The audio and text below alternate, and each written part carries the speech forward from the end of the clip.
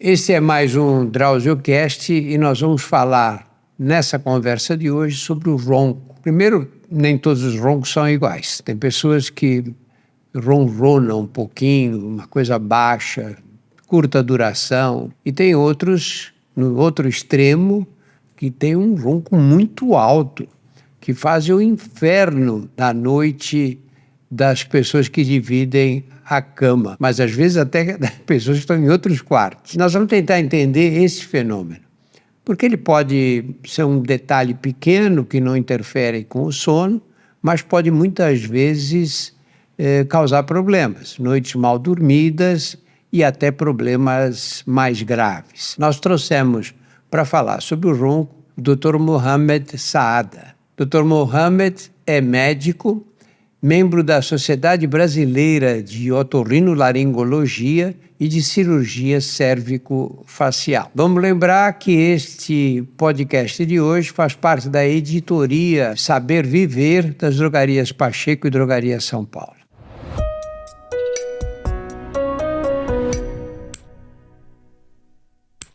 Mohamed, vamos começar explicando o básico aí, né? O que faz a gente roncar? Primeiro temos que entender o que é uma respiração normal para entender o que é um ronco, o que é um ressonar aí. Então vamos lá, vamos pegar aqui uma maquete. Primeiro, a respiração tem que ser estritamente nasal enquanto estamos dormindo e o ar tem que entrar pelo nariz, passar por esse filtro que é o corneto nasal que ele umidifica, filtra e aquece o ar, passa por trás da garganta e vai até os pulmões.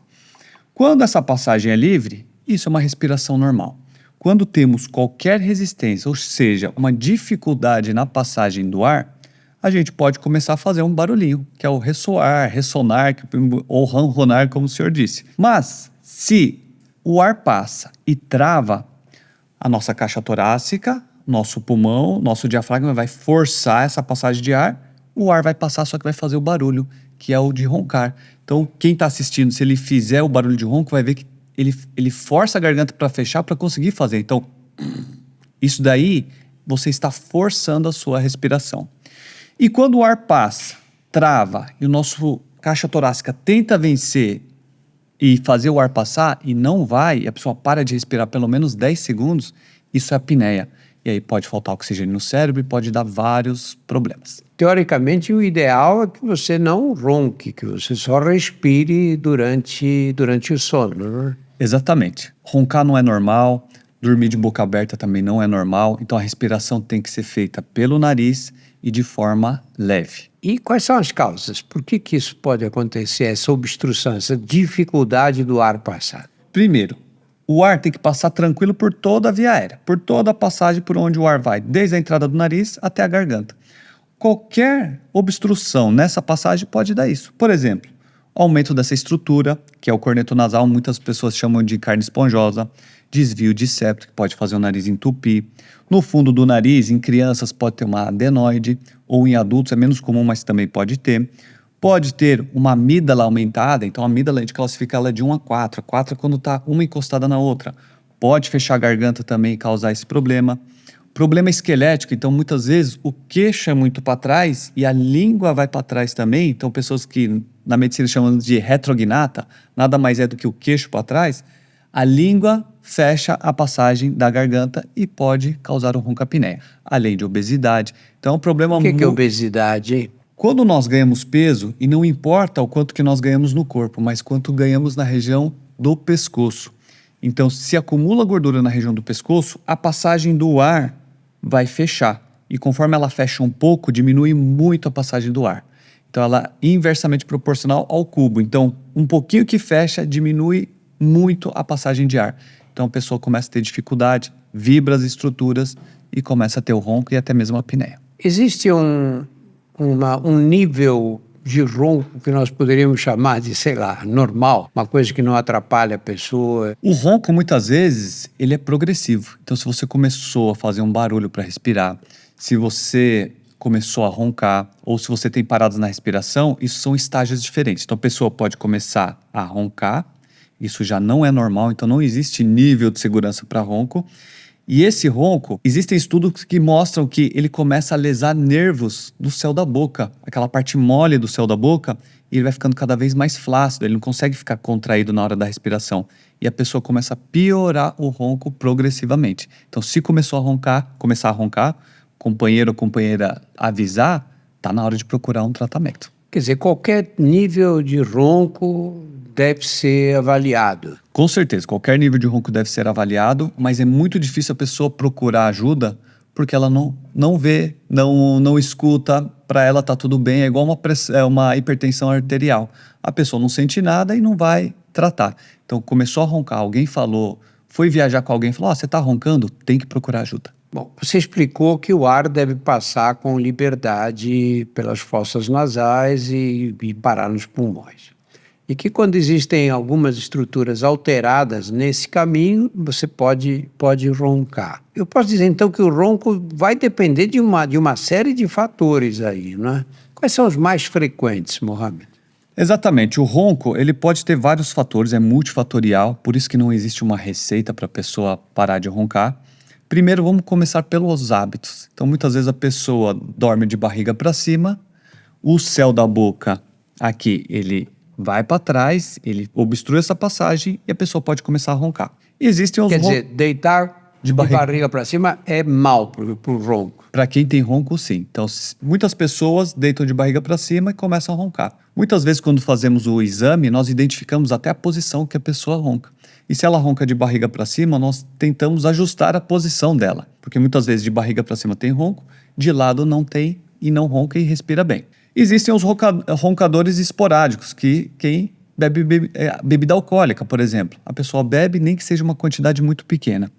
E aí é um dado interessante, porque a bebida alcoólica ela tem uma afinidade pela base da língua. Por isso quem fica bêbado fala mole. Mas se você tomar 2 dedinhos de cerveja, na hora que você dorme, vamos dizer assim, a sua língua dorme mais do que deveria, ela relaxa e desaba. E na hora que desaba, a pessoa passa a roncar. Ganho de peso. Se a pessoa não ronca e passa a roncar, tem que ficar muito atento ao peso. E muitas vezes 2, 3 quilos já podem fazer toda a diferença, tá? Esses são os mais comuns. Mas existem aquelas pessoas que já têm um ronco, já têm apneia, precisa avaliar toda a estrutura da respiração para saber o ponto exato de onde vem essa obstrução. E o ronco pode não ser exclusivo de pessoas obesas, com esses fatores de risco que você descreveu. Mas crianças roncam. Com certeza, e tem que tomar muito cuidado, porque o desenvolvimento da criança acontece à noite enquanto elas dormem. Então, memória, o humor, e ela está em pleno desenvolvimento e conhecimento. Para ela sedimentar o que ela aprende durante o dia, ela depende de uma noite reparadora. Então, se a criança ronca, e as mães têm que ficar bem atentas, muitas vezes não só o ronco, mas se a criança agita muito durante a noite, vira para um lado, vira para o outro, cai da cama, isso é sinal que a criança está procurando uma posição para respirar melhor e muitas vezes ela não encontra, porque tem alguma obstrução. Então, essa criança precisa ser avaliada. E até o desenvolvimento, o hormônio do crescimento das crianças depende de um sono tranquilo, ele é liberado durante a noite. Então, o sono é essencial para todo mundo e principalmente para as crianças. Você tem pessoas que roncam um certo ritmo, né? E tem aqueles que vão roncando e de repente param de respirar. O parceiro ou a parceira, quem divide a cama, fica assustado até. Chega uma hora que ele não respira mais, fica parado. Vocês chamam isso de apneia do sono, né? Apneia do sono, e tem casos gravíssimos. Quem presencia isso, muitas vezes a esposa avisa o marido, você está roncando, parece que você vai morrer. E ele não leva em consideração, mas quando ela filma, a primeira coisa, ele olha, assusta, aí ele procura ajuda. O homem é muito resistente para procurar ajuda. E elas filmam, costumam? Filmam, elas só conseguem convencer quando filmam ou quando altera a parte masculina do homem, porque pode diminuir a libido, pode levar à impotência sexual. Então, quando o homem pensa nisso, ele logo já procura ajuda. Ou quando filma, porque é assustador. Então, muitas pessoas param de respirar e aí falta oxigênio no cérebro e aí desencadeia uma série de problemas, podendo levar até a morte súbita enquanto dorme. Muitas pessoas têm morte súbita e se você for pesquisar, tem ronco-apneia associado. Ou ele morreu por uma parada cardiorrespiratória, ou ele teve um derrame importantíssimo, tem pico hipertensivo durante a noite. Então é muito sério. Quem tem ronco-apneia, quem tem essas paradas, tem que procurar ajuda imediatamente. Em geral, são homens que roncam mais do que as mulheres, não é? O homem, ele tem um fator hormonal, né? A testosterona pode piorar. As mulheres, depois da menopausa, também relaxam mais a musculatura e também pode piorar. As mulheres, em geral, se cuidam mais do que os homens.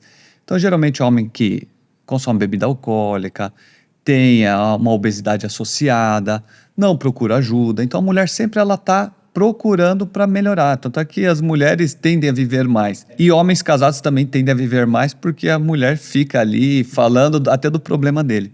Então, normalmente homens eles se cuidam menos e a parte hormonal também influencia bastante. A apneia do sono, quer dizer, essas paradas mesmo, que a pessoa fica sem respirar, tem alguma coisa a ver com a altura do ronco, o volume do ronco, né? Tem gente que ronca muito alto e outros roncam mais baixo. Os dois podem ter apneia? Então, assim, uma respiração normal é quando a pessoa respira bem. Quando tem o ronco, é essa dificuldade. E a altura do ronco não quer dizer que é mais grave ou menos grave. O mais grave é quando a pessoa trava a respiração. Tem gente que ronca baixinho, mas ela trava a respiração muitas vezes por 30 segundos. E a saturação chega a 70%, 60%. Saturação de oxigênio. De oxigênio, é a quantidade de oxigênio que tem no corpo. O normal é acima de 95%. Então tem pessoas que chegam a 60%. Tem pessoas que fazem 60 apneias por hora, uma por minuto. Então esses pacientes têm um risco muito elevado para ter problemas cardiovasculares, problemas neurológicos e uma série de problemas que o ronco pode trazer, o ronco e a apneia. Por que a apneia pode ter complicações cardiovasculares, infarto, derrame? Bom, ótima pergunta. E quando a pessoa entende o que é um sono normal, ela entende o que é a complicação e a gravidade desse problema. Então, normalmente, quando estamos acordados, a pessoa dorme, entra no sono superficial, vai para o sono profundo. O estágio do sono, existem o estágio não REM e o estágio REM. Não vamos entrar nesse detalhe, mas para ficar mais didático, vamos colocar acordado, sono superficial, sono profundo. A pessoa dorme, entra no sono superficial, vai para o sono profundo, dorme a noite inteira e acorda de manhã bem descansada. Por exemplo, a pressão arterial acordado é 12/8, quando chega no sono profundo ela cai para 10/6, por exemplo. Coração está batendo a 80, cai para 60. Memória sedimentado ali durante o sono profundo. O humor controlado ali e o centro de fome também. Então, quando a pessoa dorme bem, ela acorda bem. Agora, quando a pessoa tem ronco e apneia, ela dorme, entra no sono superficial, muitas vezes começa a roncar, chega no sono profundo, trava a respiração, que é a apneia. Se travou mais do que 10 segundos, o cérebro vai falar: acorda aí, dona Maria, seu João, que eu preciso de oxigênio. A pessoa não vai acordar, mas ela vai superficializar o sono e voltar. Ela não chega a acordar e volta para o sono profundo e trava. Superficializa e volta, superficializa e volta. E faz isso a noite inteira. Então a pressão arterial que era normal e tende a cair durante o sono profundo, ela sobe. Então ela começa a ter pressão alta durante a noite. Então todo mundo que tem pressão alta precisa avaliar o sono como é que tá. Principalmente se ele fizer um mapa e a pressão vier aumentada durante a noite. Coração que tende a desacelerar, ele acelera. Agora vamos parar aqui para entender. O coração trabalha com mais força porque aumenta a pressão. Mais rápido e sem oxigênio. É a mesma coisa que você pegar um carro, engatar a primeira marcha, andar freneticamente com ele sem óleo no motor. O que vai acontecer? Vai fundir. Então a pessoa aumenta risco para derrame, arritmia, infarto. O coração pode não aguentar, ele começa a contrair mais forte, mais rápido, sem oxigênio e pode levar a um infarto agudo do miocárdio. Além disso, a parte neurológica pode predispor a mais, por exemplo, doença neurodegenerativa. A pessoa oxigena menos o cérebro, em vez de fazer a reparação cerebral e se preparar para o dia seguinte, está preocupado em acordar a pessoa. E a falta de oxigênio causa microlesões, como se fossem microinfartos, microderrames, que não é visualizado em ressonância, em tomografia, começa a ter perda de neurônios. Então a pessoa pode evoluir para um Alzheimer, pode adiantar doença neurodegenerativa e até doenças neurodegenerativas senil. Então a pessoa pode começar a ficar mais esquecida. E o centro de fome altera também. Quem não dorme bem tem muito mais fome. O corpo entende que está em perigo. Se está em perigo, vamos armazenar energia. Então a pessoa aumenta muito a fome dela, o apetite por alimentos bem calóricos e diminui a taxa metabólica basal, gasta menos energia. Com isso, a pessoa ganha peso. Se ela ganha peso, piora o ronco. Se piora o ronco, ganha peso. E são pessoas que entram em dieta, fazem exercício e continuam ganhando peso. Então, muitas vezes, tem que avaliar o sono para regular isso e começar a melhorar. Você falou que tem gente que chega a ter 60 episódios de apneia numa hora. Portanto, a cada minuto ele tem uma apneia. As pessoas estão dormindo, na verdade, não? Essas pessoas são praticamente mortas-vivas. Então, assim, eu pego pessoas que a vida dela tá passando e ela não tá percebendo. Aquela pessoa que tá dirigindo, pega no sono. E ela pega no sono de olho aberto, não é de olho fechado. Parece que dá um apagão. Eu tenho pacientes que capotam o carro e vêm procurar depois por conta disso. Eu tive um paciente que ele estava dirigindo na cidade, que é difícil pegar no sono, é mais em estrada, e ele dormiu e entrou atrás de um caminhão, quase morreu. Então ele veio desesperado, falou, doutor, não aguento mais. E ele tinha na faixa de 50 apneias por hora. Pessoas que, por exemplo, almoçam de domingo, querem um sofá para dormir. E você pode ver, os roncadores de domingo, que almoçam e vão para o sofá, em almoços familiares, eles estão lá roncando, são os primeiros a dormir e estão roncando no sofá. Pais de família não vê o filho crescer, é muito sério. Porque muitas vezes a criança fala, pai, vamos brincar de futebol, vamos fazer alguma coisa? Ah não, o pai está cansado. E a culpa vai para quem? Para o trabalho. Estou trabalhando muito, então estou muito cansado. Estou muito estressado, que o ronco e a apneia deixa a pessoa mais estressada, é por conta do trabalho. Então a pessoa começa a culpar o trabalho. O trabalho não deixa a pessoa cansada nem estressada, porque tem um sono reparador. Então tem que prestar atenção e ver. Se está roncando, precisa cuidar. Senão sua vida passa diante dos seus olhos, você perde a infância dos seus filhos, você não curte a sua família e é uma pessoa muito difícil, que geralmente são pessoas mais estressadas. Então tem que tomar cuidado. O Mohamed, você recebe no consultório, na clínica, um casal e a mulher diz, olha, ele fica roncando, de repente ele para de respirar, eu até me assusto, chacoalho, porque fico com medo que ele esteja tendo algum problema. Você faz a suspeita de apneia do sono aí só pela história, né? Mas como é que você confirma mesmo? Primeiro, é interessante a gente colocar que quem ronca tem risco de vida. E quem dorme perto de quem ronca, eu chamo de roncador passivo, igual fumante passivo. Porque a pessoa acorda e dorme, acorda e dorme. A pessoa que não ronca, de ficar acordando por conta do ronco. Ela tem os riscos cardiovasculares igual, ela tem problema neurológico igual, fica estressada igual e pode dar problema conjugal. Quando chega a esposa, leva o marido, ela fala, doutor, ou resolve o problema dele, ou nós vamos nos separar. E aí a confirmação é feita através de um exame chamado de polissonografia. É um exame, um aparelho que pode ser feito no laboratório e hoje em dia existem aparelhos domiciliares que a pessoa leva o aparelho para casa, faz o teste e vai ser avaliado se a pessoa ronca, se a pessoa tem apneia, em que posição isso acontece, os batimentos cardíacos, se ela está tendo um ataque cardíaco, a saturação, então quanto de oxigênio tem no sangue. Então a gente vê pessoas que têm várias apneias chegando a 60% a saturação, ou seja, ela põe o pé no cemitério e volta. É risco de morrer muito grande. Então a gente faz essa primeira avaliação para avaliar se a pessoa só ronca, se tem apneia leve, moderada ou severa. E também precisa ser uma avaliação clínica para saber a causa disso. Então, o que está levando a essa obstrução, para depois definir o tratamento. Todo mundo tem na família, ou nos parentes, ou nos conhecidos, alguém que morreu durante o sono. E aí essas pessoas diziam assim, minha tia teve uma morte tão bonita, ela deitou e quando a gente foi acordá-la de manhã, a gente percebeu que ela tinha falecido durante a noite. Muitos desses casos acontecem por apneia de sono? Com certeza. Inclusive, pessoas roncadoras têm pais ou mães que eram roncadores também. E aí eu costumo perguntar no consultório, seu pai é vivo? Não, ele faleceu. Como que ele faleceu? Do quê? Infartou. Que horas que ele infartou? Por volta das 5 horas da manhã, que é a hora que dá maior sobrecarga e o cortisol está começando a subir por conta do ciclo circadiano. Explica melhor isso. Então, por exemplo, nós temos o nosso relógio biológico, tá?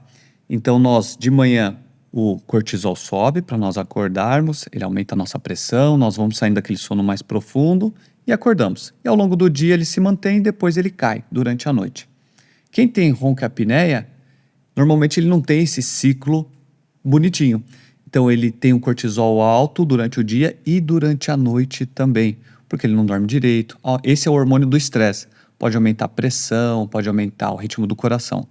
E a noite inteira ele passa roncando e diminuindo a oxigenação, geralmente no início da manhã, onde tem um outro pico de cortisol, por conta desse relógio biológico, corre o maior risco de ter infarto, derrame, arritmia. Então, muitas pessoas que vêm tratar o ronco, eu faço questão de perguntar se o pai roncava. E se roncava, se está vivo. E se não está vivo, como que ele faleceu? E muitos relatam dormindo ou ele teve um infarto logo pela manhã, que é quando ele sobrecarregou o coração durante a noite inteira. E aí você fez a polissonografia, te deu essas informações e você vê que aquela pessoa vai precisar de um tratamento, mesmo que não tenha apneia durante o sono, mas que ela tem um sono que é muito pouco reparador, não é? Como é que você encaminha esses casos? Bom, aí nós temos que avaliar a causa. Vamos nivelar em ronco primário, apneia leve, moderada ou severa.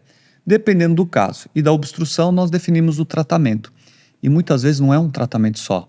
Muitas vezes precisa de mais de um tratamento. Muitas vezes esse paciente é obeso, precisa de tratamento. Muitas vezes ele pode ter uma obstrução nasal, nós tentamos tratar essa obstrução nasal. Se não melhorar, é feita uma cirurgia, muitas vezes para corrigir essa obstrução. E só a correção dessa obstrução, muitas vezes não corrige o ronco e a apneia. Precisa avaliar a garganta também. Então é um paciente que é multifatorial. Ele já tem um relaxamento excessivo do céu da boca, então nós podemos fazer um exercício, uma fisioterapia para fortalecer essa musculatura. Muitas vezes ele pode ter um queixo mais para trás, existem aparelhos que podem corrigir isso, que é um aparelho que vai na boca e ele põe o queixo mais para frente. E o ortodontista, ele pode definir quanto que vai para frente, quanto que ele vai colocar para frente. Normalmente 7 milímetros, aí é o ortodontista que vai avaliar isso. Então é multifatorial. O otorrino entra, é a parte principal, mas existe o ortodontista também que pode ajudar, existe também a fisioterapeuta que pode fazer um exercício, existe a nutricionista que vai fazer ele perder peso. Temos que ajustar todos os hábitos desse paciente para começar a fazer exercício físico, porque só o exercício físico, mesmo ele não perdendo peso, já melhora o ronco e a apneia, já melhora o nível. Então a gente começa a colocar o paciente no eixo. E a partir do momento que ele dorme melhor, regula o centro de fome. Ele começa a perder mais peso, perdendo mais peso, ele vai entrando. Pouco a pouco a gente vai ajustando esse paciente. Então dificilmente é um tratamento só. Dificilmente só correção da obstrução nasal, que é um entupimento. E tem pacientes que, por exemplo, você coloca só esse aparelhinho já melhora. Ou você faz um tratamento nasal também melhora. Mas o paciente tem que ser visto como um todo. Desde os hábitos até fatores anatômicos, de como que está obstruindo o nariz. Às vezes você vê aquelas pessoas que, quando vão fazer exercício, por exemplo, colocam um esparadrapo, na verdade, aqui no nariz. Funciona? Isso, na verdade, é um ferro. É um ferro adesivo. Então, na hora que você coloca ele aqui, ele tende a voltar. Na hora que ele tende a voltar, ele abre a aba do nariz. Ele melhora a entrada do ar, faz você respirar um pouco melhor. Tanto é que quem estiver assistindo, se pegar agora a aba do nariz e abrir, já vai sentir uma diferença. Só que muitas vezes existem algumas obstruções que estão mais para dentro. Então não adianta abrir aqui se aqui está obstruído. Então pode ajudar se ele tiver uma alteração na válvula nasal. A válvula nasal é essa parte da entrada do nariz. Mas a minoria das pessoas tem esse problema. Então tem que ser avaliado toda essa parte respiratória.